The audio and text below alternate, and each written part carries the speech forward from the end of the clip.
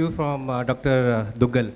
I think he really mentioned about the challenges, the complexities of adapting to changing regulatory landscapes, right? We're talking of DPDP in India as a movement, we are talking about European Union, GDPR, we're talking about the GLBA and DPDP, PIPA, PPDAO, to name all of this, and China has its own regulations.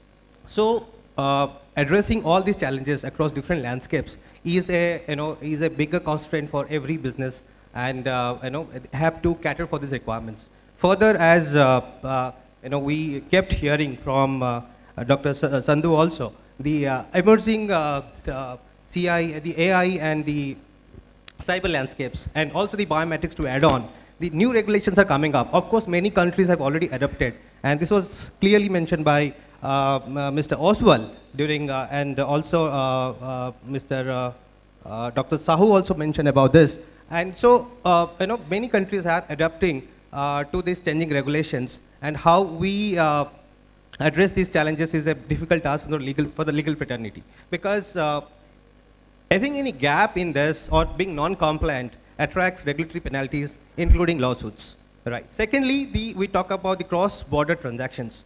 Any cross-border transactions has its own ramifications, because your data is, the company is placed in one location, the data is sitting in another location, processing is happening in another locations. So you are going through a intricacies of data transactions across boundaries.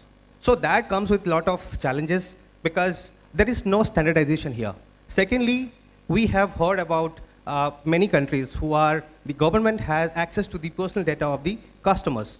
So personal data of customers are very sensible and sensitive in nature. This is a very serious challenge for everyone out there.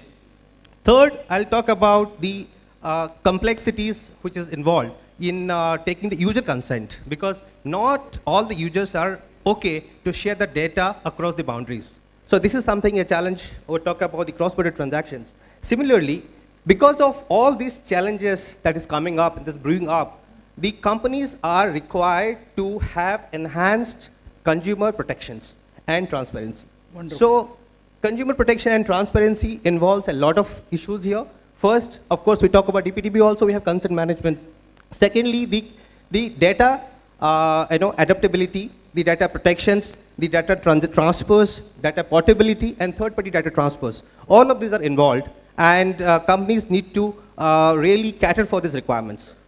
On the ethical side, mostly I see two major challenges. One is use of bias algorithms. Bias algorithms are used to do very customer-centric advertisements and create a market for them. And also false narratives that is created for a company, which is actually anti-competitive, which creates a false competition in the market, and that is actually adversary, and that is really not good for the health of the industry as such.